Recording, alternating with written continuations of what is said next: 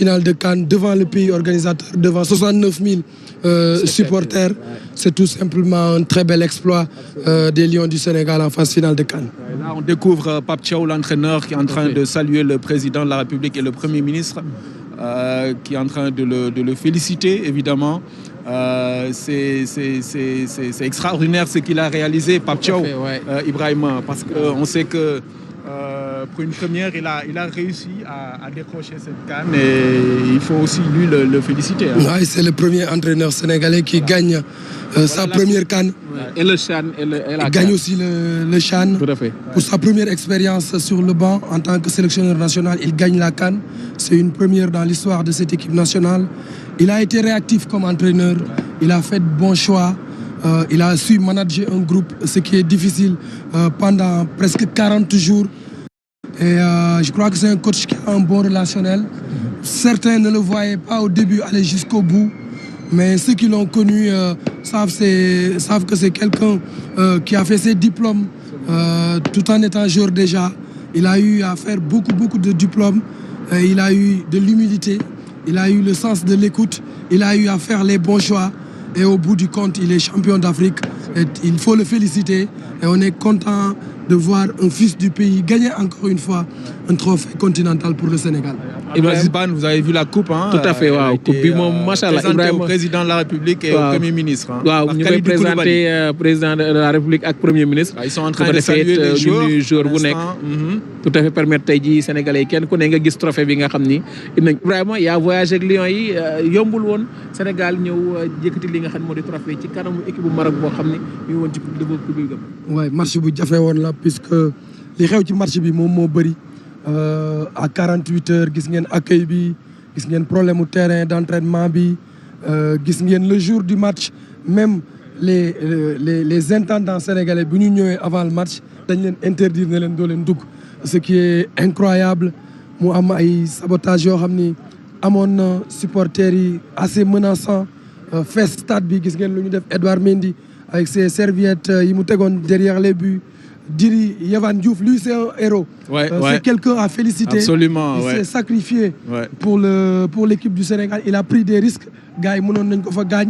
Loolu day wane ni équipe du Sénégal bi am na solidarité. Mu am aussi ay faits de jeu yu am avant Krépin Diatta qui tombe malade subitement avant le Matar Sarr aussi. Pape Matar Sarr qui tombe en syncope à la mi-temps. Ousseynou Niang à l'échauffement. Ah, le voilà, Sadio Mané. Il a été le grand monsieur. Absolument, très classe. C'est lui qui a sauvé la finale. Absolument, il a sauvé la finale. Il a pris la vie de Mamadou Niang, de Elhadji Diouf, de Claude Leroy. Absolument. Et après, il est allé rappeler tous ses coéquipiers. Ñu ñëwaat ci vestiaire, ñu jóge ci vestiaire bi, ñëw Edouard Mendy arrêté penalty bi. Et le reste de l'histoire on le connaît, ça se passe de commentaires. Absolument. Vraiment, ñu bàyyi la nga dem dallu ndax xam naa ni coono bi bëri na. Waaw, ñu bàyyi la nga dem dallu. Vraiment, merci beaucoup. Ibrahima qui était chez lui, hein, parce qu'il connaît bien le Maroc. Hein. Ah ouais. Et puis, pour la petite histoire, la finale s'est jouée à quelques encablures de ma cité universitaire, là où j'ai passé 4 ans de ma vie à l'occasion de mes études supérieures au Maroc. C'était un retour aux sources, un retour dans ma seconde patrie. Et au bout du compte, je crois que la meilleure équipe a gagné. Et j'encourage l'équipe du Maroc à travailler pour aller chercher un titre à l'avenir. Parce que c'est une équipe qui a du talent. En tout cas, c'était une CAN très particulière pour moi de revenir à Rabat, de retourner à Rabat après 15 ans d'absence. Et ce n'était que du bonheur du début à la fin di sant yàlla bi nga xamee ni Sénégal jël na ndam li à Rabat en terre marocaine. Merci beaucoup. Merci beaucoup. Félicitations encore et félicitations à toute l'équipe de la RTS qui était sur place. Voilà. Donc les joueurs ñu ngi dafa am solo. Absolument. Joueur bu nekk nga ñëw saafonte ak président saafonte ak premier ministre ak gouvernement bi bu ko defee it ñoom it ñu wax la ressenti bi nga xam ne am nañ ko. Parce que moment yi voilà Nicolas Jackson qui a aussi fait une belle CAN, hein. Franchement Mamadou Seck aussi. Oui, dafa nekk moment yu am solo parce que dina tax président de la République ku ci ne kenn par kenn mu nuyu la Krépin Diatta moom it ndeysaan plus particulier Krépin ndaxte final bi nga xam bi ñu koy ñàkk bi ñu koy jël 2021 jéewu ko waaw dafa fekkoon mu blessé ba ñëwul. absolument bii mu ñëw joué wane njàmbarte ba ñëw ba final mu feebar. absolument mu lay wan tamit way terewul. mais daanaka voilà jël na coupe d'Afrique te loolu moo am solo. mu lay wan ni Pape Thiaw li mu wax ni 28 jours laa yor. kenn ku ne mën nga remplacer morom. El Hadji Ousseynou Diouf lui aussi très déterminant. Il est toujours là, un double ballon d'or, aussi un lion qui est resté avec ses jeunes frères pour les encourager, pour les pousser. Ibrahima a raconté tout à l'heure l'histoire avec Sadio. Il a encouragé, oui, le staff médical, oui. Tony Silva, l'ancien gardien. Ouais. Il y a aussi un lion. Xam naa premier ministre bi naan ko mi ngi fàttaliku bu baax bi muy 2002. Absolument, un très grand gardien. Voilà le staff administratif, le secrétaire général Abdoulaye Sow. ñëw vraiment mu nekk taxawaay boo xam ni bu am solo la ñoom tamit daf liggéey bu am solo franchement avec le président de la fédération aussi. Tout à fait.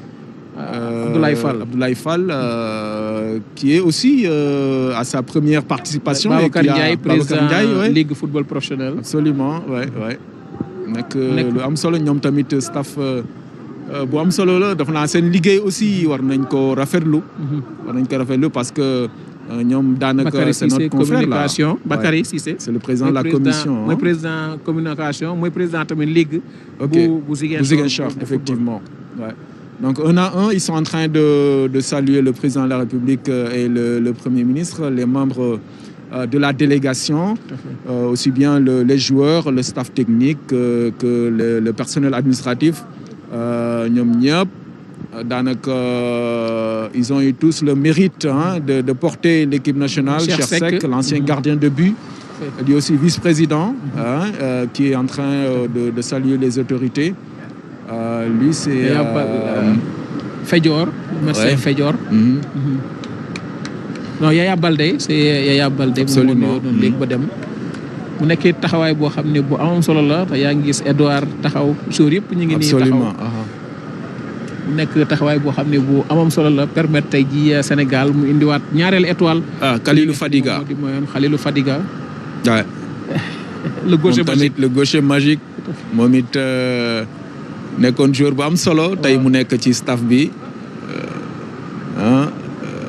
lii mu lay wax tey taxawaay bi Mamadou Niang. Oui, c'est lui. Mamadou Niang. Qui a accompagné l'équipe. Tout à fait. Il est aussi un ancien buteur, un ancien capitaine de Lyon. Oui, non, dafa am solo. Direction technique bi. Permettre leen tey ñuy def liggéey bu am solo. Amadou Kane, vice-président aussi. waaw nekk vice-président. Les joueurs sont là. waaw solo la kon joueurs yi ñëw nañu. kontaan tey ñëwaat fii ci Sénégal indi coupe bi donc ñu war leen sargal gis nga Mayacine Mar lui aussi. Quelqu'un qui connaît bien le football sénégalais en tant que DTN. Voilà ñu ngi ñëw ba léegi membre délégation bi ñoom ñëpp. Voilà les joueurs, les champions d'Afrique, ils sont là avec les médailles. Voilà, ça c'est Boulaye Dia, je pense, non? Tout à fait. Boulaye moom moo nekk nii Elimane Ndiaye. Cheikh Tidiane Sabali. Ay bravo, bravo. Ils sont. Bravo Ousseynou Niang. Chérif Ndiaye. xaw ci wetam. ba tey gars yi ñu ngi wàcc avion bi ba tey. Je disais à quelqu'un que Abdou Aziz, li ñu manqué woon, ça c'est Diatta, Lamine Diatta aussi, l'ancien défenseur. Tout à fait. L'ancien défenseur du Sénégal, qui est aujourd'hui membre du staff technique.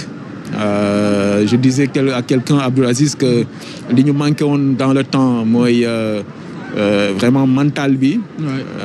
Moom la ñu am ak joueurs yi. Sadio Mané qui est actuellement en communication moom la ñu am actuellement. Tout à fait. C'est des garçons yoo xamante ni ils jouent sans stress et c'est ça qui fait leur force aujourd'hui. Tout à fait.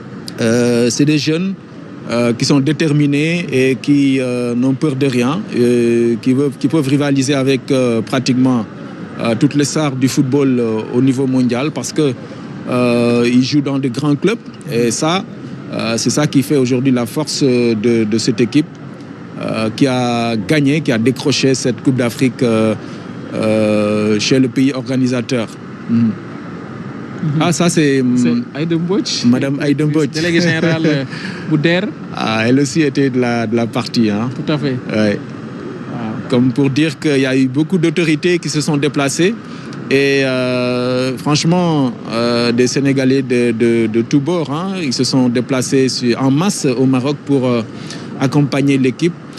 Et il faut saluer cet élan-là de solidarité et vraiment d'accompagnement de l'équipe. Tout le monde s'est mobilisé derrière les Gaïndé pour les pousser à la victoire finale et c'est ce qui est arrivé. ñu war ko rafetlu Abdou Aziz. Tout à fait mu ngi koy rafetlu bu baax te li ma jaaxal sànq. bi ñuy commencé Omar yaa ngi gis ni fii bëriwul woon nit. mais naka la Gaïndé yi wàcc rek fi ne nii moom kenn mënatul téye sa morom. absolument ñëpp ñëw tey bëgg a saafoonteeg ñoom kenn ku ne yaa ngi yëkkati sa appareil. xam nga nag ñoom ñëpp dañu bëgg a immortaliser moment yi parce que dafa nekk lu am solo. loo xam ni kat fekke woon naa Gaïndé yi ba ñuy ñëw indi ñaareel trophée bi nga xam ni. moom la ku nekk da nga koy nattali daanaka sa njaboot ak sa famille. daanaka dafa am solo. président ak premier ministre ñu ngi ñëwaat. waaw ni lépp jeex na ci ñu doon wàcc ci avion bi. voilà. Après, je pense que le président a un petit mot à dire au Lion. Avant maintenant la cérémonie officielle de demain. Tout à fait. Je pense que ça va être une brève déclaration. Hein, je pense. C'est ce qui était prévu. Dans un premier temps, une première déclaration et après peut-être les retrouver demain à l'occasion de cette cérémonie solennelle devant le peuple sénégalais et toutes les forces vives de la nation pour sargal leen daanaka wax leen mbégte bi askan wi am réew Sénégal am ngir rek wax leen Gaïndé yi li ñu def voilà. Je pense qu'ils vont immortaliser ces